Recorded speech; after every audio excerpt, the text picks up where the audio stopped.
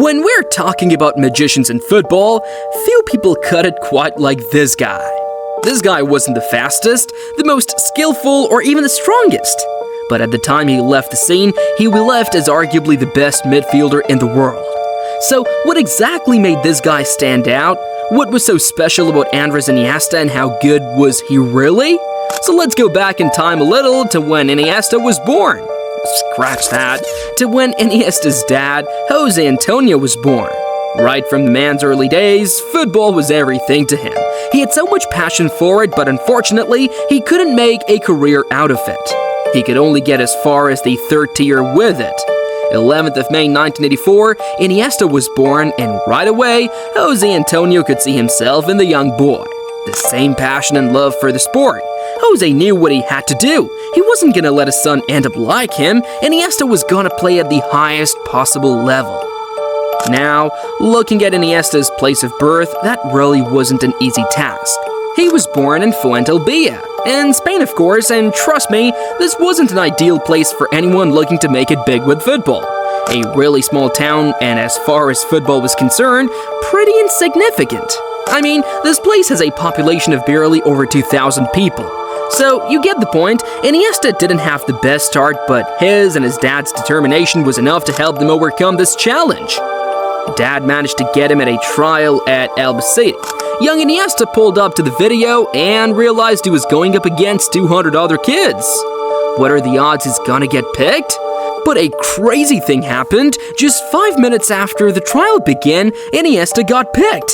As a matter of fact, he had to be taken off because he on the pitch meant no other kid had a chance to touch the ball. Young Iniesta really was that guy. He dribbled past everyone. The scouts just had to take him off so other kids could have a chance to show what they could do. Iniesta joined the Albacete side, but there was a problem. This place was about 86 kilometers away from his hometown. But luckily for Iniesta, his dad was ready to do all he could to see his son succeed.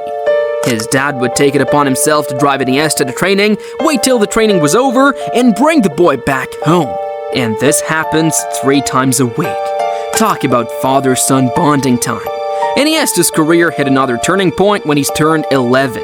His team played a tournament that would open him to the broader Spanish football world, a tournament that made them travel to Madrid, the Spanish capital.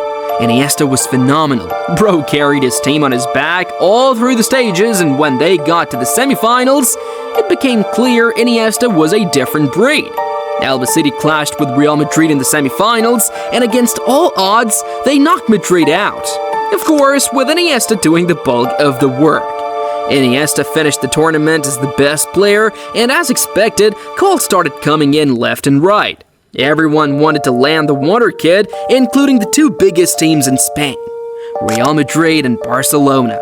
And this is where things get interesting. You see, for Iniesta and his family, it has always been Real Madrid. In fact, Iniesta's dad was able to get the Albacete trial because of an agent that was in a way affiliated with Real Madrid. So maybe it was a thing of showing gratitude or love for the team, but Iniesta already had his eyes fixed on Real Madrid. But right before the transfer was completed, Real Madrid pulled out. They said he was too small to join their academy. They wanted him to grow a bit before bringing him in.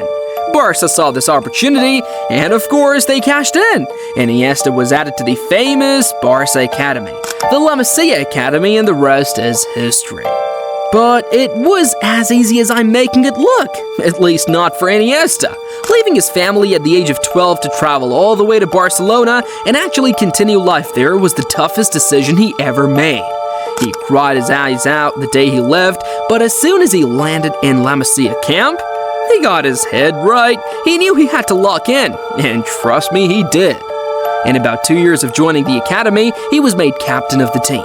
Iniesta wasn't just about skill, his mentality and leadership qualities set him apart. And in 1999, he captained the under-15 team to the Nike Premier Cup, scoring a last-minute winner to give his team the victory. News of this wonder kid reached the camp of the main team. The players there were curious. Who was Iniesta? And the first time the main team got a chance to watch the academy boys play, Iniesta stood out again. Pep and Xavi were seated side by side, and after the game, Pep turned to Xavi and told him, "I know you will retire me, but trust me, this kid would retire both of us." It didn't take long before Radomir Antic, the then Barca head coach, invited Iniesta to join the main team.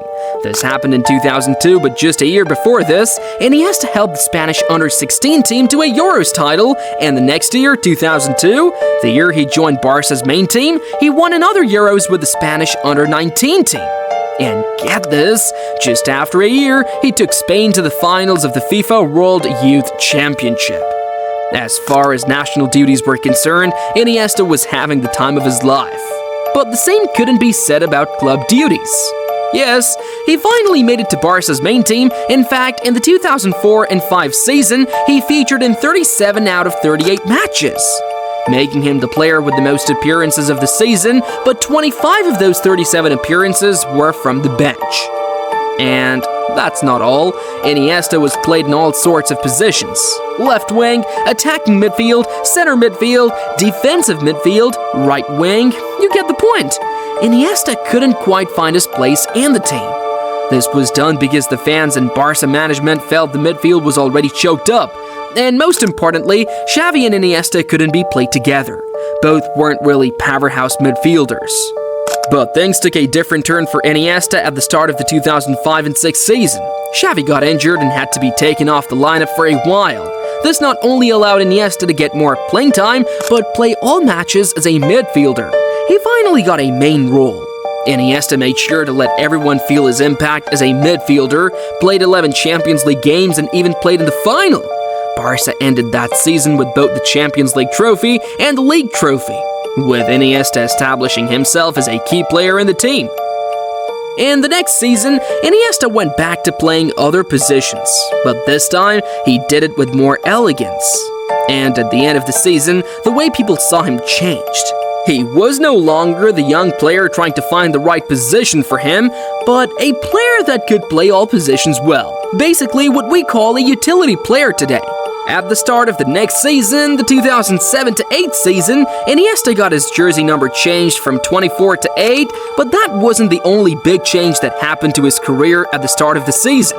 Barca extended his contract by 6 whole years and also raised his release clause to $150 million, making him one of the most valuable players on earth. His career and role in Barca got another major upgrade at the start of the 2008-9 season. Oh, speaking of upgrades, do you know you can get easier access to more quality videos in total footy like this? Just hit that subscribe button to the channel down below and that's it. Okay, he was made Barcelona's 4th captain, beyond Puyol, Xavi and Valdez. Going into the season with incredible form, he even earned a standing ovation from the Real Madrid fans at the Bernabeu. You know how crazy that is? The fans of your team's rival getting on their feet to applaud you? But sadly, this incredible run could not last all season. He sustained an injury in mid-November and had to be sidelined. Although he came back about 2 months later and even scored a goal in his return match, his career was never going to be the same after this. In a match against Malaga, the leg failed him again and he had to be sidelined one more time. Iniesta knew what needed to be done. If he really wanted his legs to work like they used to, he'd have to take a long break. Longer than the first one he took, but when Barca had to go toe-to-toe with Bayern Munich in the quarterfinal of the Champions League, Iniesta knew Barca needed their best men if they would defeat the super team. He rushed back to action and helped Barca secure a 4-0 victory over Bayern. And now that he was back, it only made sense he completed their Champions League run. He played in the semifinals against Chelsea, and with his last-minute curler goal in the second leg, Barca earned their ticket to the final. Once again, Iniesta was the man who stepped up to save the team. Final against Manchester United, Iniesta dragged himself and his injured leg to the pitch once again. He knew the risk he was taking playing the game, but he was so focused on winning that nothing else mattered to him. The match began, and Iniesta played like he was on steroids. He even gave the assist that put Barca in front. Barca won the game 2-0, and at the end, Rooney said Iniesta was simply the best player in the world. At the end of that season, he was ranked 4th on the Ballon d'Or ranking, his contract was extended to 2015, and his buyout clause increased to $200 million. We can't say Iniesta had a good season, but he had to suffer the consequences of what he did at the start of the next season. His body rebelled. His calf injury got worse, and although he was part of the 2009-10 squad, the guys that won the league with a record 99 points, he started only 20 games and in April had to take another break. And things would only get worse for him. In August 2009, he lost one of his closest friends and former teammate, Daniel Jark. Iniesta felt like the whole universe was against him. He fell into depression, physical and mental pain. But the 2010 World Cup was around the corner, and Iniesta knew he had to put everything behind him and lock in. Spain got themselves to the finals, and Iniesta scored the winning goal, giving Spain their first ever World Cup title. Iniesta was ranked 2nd on the Ballon d'Or ranking, and the period from 2013 to 2018 was like another phase in his career, and by 2013, he was already vice-captain of the team. And remember Barca's incredible 2014-15 season, where they won the treble? Iniesta was right in the middle of it, constantly wearing the captain armband and leading the team. In 2017, he signed a lifetime contract with Barca, a contract that kept him at the team for as long as he wanted. And although he wanted to play for the Spanish Giants for as long as he could, his injuries he had forced over the years came back to haunt him, and less than a year after, in April 2018, he announced that he would be leaving the team at the end of the season. And on the 20th of May, he played his last game for the team and got substituted out in the 81st minute. He left as one of the team's greatest legends, not only known for how well he could control the game or relieve pressure, but how he always rose to the occasion, turning up for the team when they needed him, scoring and assisting in crucial moments.